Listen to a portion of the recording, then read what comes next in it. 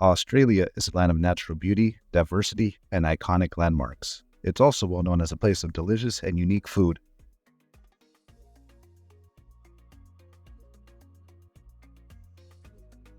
From traditional indigenous ingredients to modern fusion dishes, we'll explore the flavors that make Australian food truly unique. The cuisine's origins can be traced back thousands of years to the indigenous people who have inhabited the continent. Native ingredients were utilized, like bush tomatoes, wattle seed, and kangaroo meat, creating a rich tradition of bush tucker. The arrivals of European settlers in the 18th century brought significant changes to Australia's culinary landscape. British and Irish settlers introduced new ingredients and cooking techniques, leading to the development of dishes like meat pies and fish and chips. Let's explore some of Australia's most popular dishes. The origins of the Australian meat pie trace back to the early days of the European settlement in Australia. Pies were introduced by British settlers in 1788. Initially, they were a practical and affordable way to feed families, quickly becoming a popular part of Australian cuisine. The concept of the meat pie itself has ancient roots, with similar dishes found in medieval Europe. These early pies were often made with a hard, inedible pastry called a coffin that served as a cooking container and preserver for the meat inside. Over time, pie-making techniques evolved, and the pastry became an essential edible part of the dish. In Australia, the meat pie evolved into a beloved staple, with the first Australian pie makers emerging in the early 1800s. By the 20th century, pie production had become a booming industry, with companies like 4 and 20 producing millions of pies annually. Today, the meat pie is a cultural icon enjoyed by people of all ages and backgrounds. It's a versatile dish that can be enjoyed on the go, at sporting events, as part of school lunches and family gatherings. Vegemite is a quintessential Australian spread with an interesting history. It was developed in 1922 by Cyril Callister, a food technologist in Melbourne. The creation of Vegemite was driven by the need for a local alternative to British Marmite, which became scarce in Australia after World War I due to disrupted imports. Callister used leftover brewer's yeast extract, a byproduct from beer production, and combined it with various vegetables and spice additives to create the spread. Initially, Vegemite struggled to gain popularity and was even rebranded as Parwells for a brief period in an attempt to compete with Marmite. However, this rebranding was unsuccessful and the product reverted to its original name. Vegemite's fortunes changed during World War II when it was included in Australian soldiers' rations due to its high nutritional value, particularly its B vitamins. This helped cement its place in Australian culture. Today, the Vegemite is a beloved staple in many Australian households, often enjoyed on toast or crackers. The Lamington is a classic Australian dessert with a fascinating history. It is believed to have been created in Queensland around the late 19th century. The cake is named after Lord Lamington, who served as the governor of Queensland from 1896 to 1901. The most popular story attributes the creation of the Lamington to Lord Lamington's French-born chef, Armand Galland.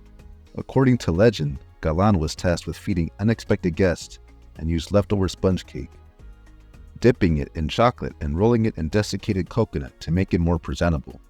This impromptu creation was a hit, and the recipe quickly spread. Lamingtons are more than just a dessert. They hold a special place in Australian culture. They are often featured in fundraising events known as Lamington Drives and are celebrated annually on National Lamington Day, July 21st. The origins of the pavlova dessert are subject of friendly debate between Australia and New Zealand. Both countries claim to have created the iconic meringue-based dessert named after the famous Russian ballerina Anna Pavlova.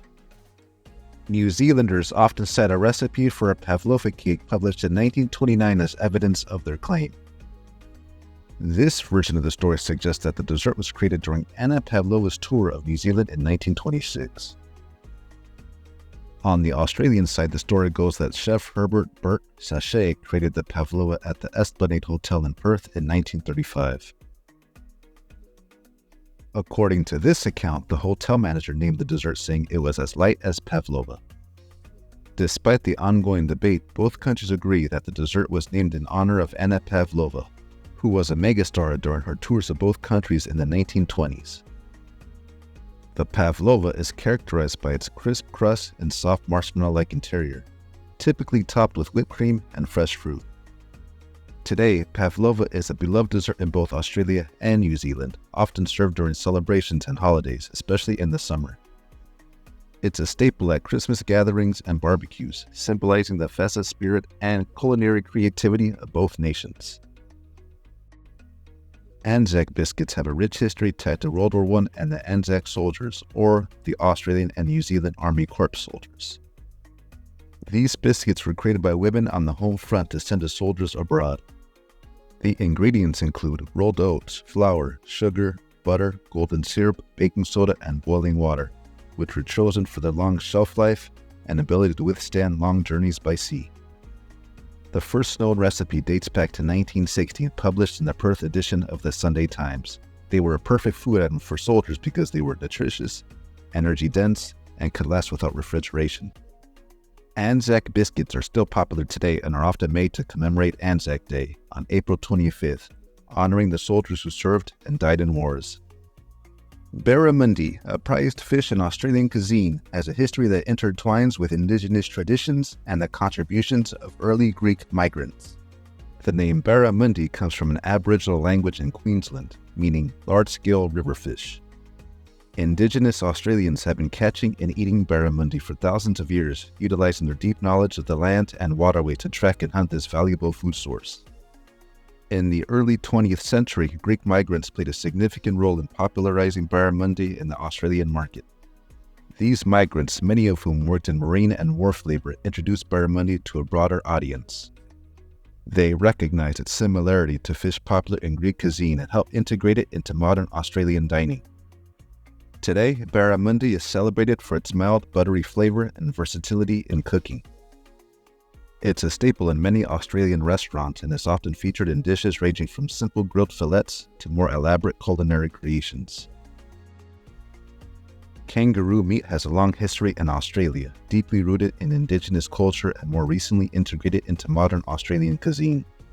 For thousands of years, Indigenous Australians have hunted kangaroos as a vital source of protein.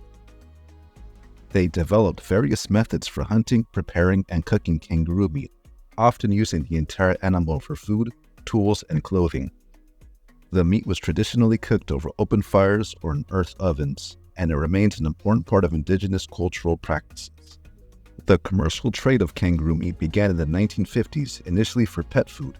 It wasn't until 1980 that the meat was legalized for human consumption in South Australia, followed by other states in 1993. This shift allows kangaroo meat to become more widely available and accepted as a nutritious and sustainable food source. Today, kangaroo meat is valued for its high protein content and low fat levels, making it a healthy alternative to other red meats. It is harvested from wild kangaroos under strict regulations to ensure sustainability and humane practices. The meat is often featured in gourmet dishes and is appreciated for its unique flavor and nutritional benefits. The Australian sausage sizzle is a beloved tradition, deeply rooted in community and fundraising events. Its origins can be traced back to the early 20th century, when sausages became a popular and affordable meat option. One of the earliest references to a sausage sizzle in Australia dates back to just after World War II. The country's Women's Association, CWA, organized events to collect food for parcels sent to England. Sausage sizzles are often associated with community gatherings, sporting events, and fundraisers. They became popular as a way to raise money for schools, charities, and local organizations. In recent years, the sausage sizzle has become synonymous with Australian elections. Known as the democracy sausage, it's a tradition for voters to enjoy a sausage sandwich at polling booths on election day. The origins of Australian chicken parmigiana, affectionately known as parma or parmi, quite interesting and reflect the blend of culinary traditions. The dish has its roots in southern Italian cuisine, where the original version, eggplant parmigiana, featured fried eggplant slices layered with tomato sauce and cheese. The dish dates back to the 17th and 18th centuries. The concept of using meat instead of eggplant emerged in the United States in the early 20th century, particularly with veal parmigiana. The chicken version, known as Chicken Parnigiana, became popular in the US around the 1940s. It was typically served with spaghetti, reflecting the Italian-American culinary fusion. The dish made its way to Australia via American influence and began appearing on Australian menus in the 1980s. Initially served in restaurants, it quickly became a pub staple, often accompanied by chips and salad. The dish evolved to feature breaded chicken breast topped with tomato sauce, ham, and melted cheese, creating the iconic parma we know today. Today, Chicken Parmigiana is a beloved pub classic in Australia, often enjoyed with a cold beer. It's a popular choice for parma and pot nights at pubs where it's served with a pot of beer. The dish's versatility and comforting flavors have cemented its place in Australian food culture. Bush tucker, also known as bush food, refers to the native plant and animal foods traditionally consumed by Indigenous Australians for thousands of years. This practice dates back an estimated 60,000 years. Indigenous Australians utilized a wide variety of native foods, including kangaroo, emu, witchetty grubs, and various native fruits and vegetables like kwangdong, bush tomatoes, and yams. These foods were not only a source of nutrition but also played a significant role in cultural practices and ceremonies. Traditional methods of preparing bush tucker included cooking over open fires, steaming in earth ovens, and using natural containers like bark for boiling. These techniques ensured that the food was safe to eat and maximized its nutritional value. The arrival of European settlers in 1788 significantly impacted the traditional use of bush foods. Many native ingredients were deemed inferior, and the introduction of non-native food along with the loss of traditional lands reduced access to these resources for indigenous peoples. Since the 1970s, there has been a renewed interest in bush tucker among non-Indigenous Australians. The bush food industry has grown, with native ingredients like macadamia nuts, lemon myrtle, and finger limes becoming popular in gourmet cooking. This revival has helped to preserve and celebrate Indigenous culinary traditions. Bush tucker remains an important part of Australia's cultural heritage, offering a unique and sustainable approach to food. Australian cuisine is incredibly diverse, with influences from around the world and inspired by traditional Australians. The food reflects the country's history, creativity, and community spirit. It's a cuisine that invites you to explore, enjoy, and share in the flavors that make Australia truly unique. Let's continue to explore this fascinating country in the next video, where we will focus on Australia's contributions to the world. Please like and subscribe to the channel to be a part of Proud Nation Hub. Thank you for watching.